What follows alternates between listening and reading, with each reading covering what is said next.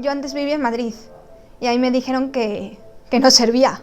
Ikasleak etortzen dira autoestima bajuarekin, porrot eskolar batetik. Fue la desmotivación y que al final me lo creí.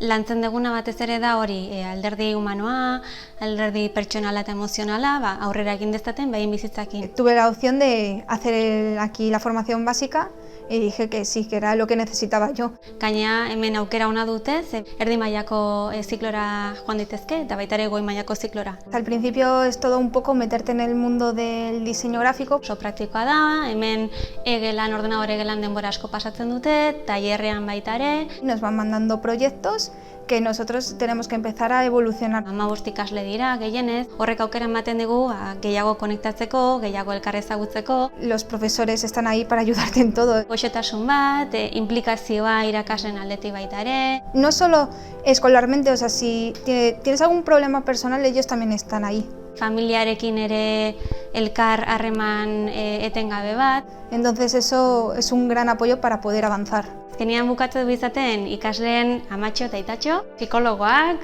gidak, rol ezberdina betetzen ditugu, ez da bakarrikan irakasle baten papera. Y después ya ir a una formación en una empresa. Ikusten dugu baita ere beraiengan eboluzio bat, ez? Nola hasten diren, nola juten diren aldatzen, ez? Y siempre intentan mandarte también a la empresa que se adapta a tu perfil. Eta gero ja aurrera egiten dutenean baita ere, erdi maila batetara, incluso goi maila batetara guretzako da oso satisfactorioa. Hay esa oportunidad de poderte ir de Erasmus. Yo fui de Erasmus a Milán y allí estuve yo de diseñadora.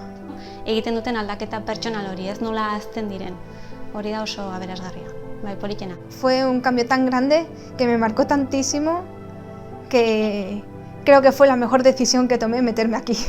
Gracias a todos los profesores que me han apoyado y que han estado ahí y todo, o sea, muchísimas gracias.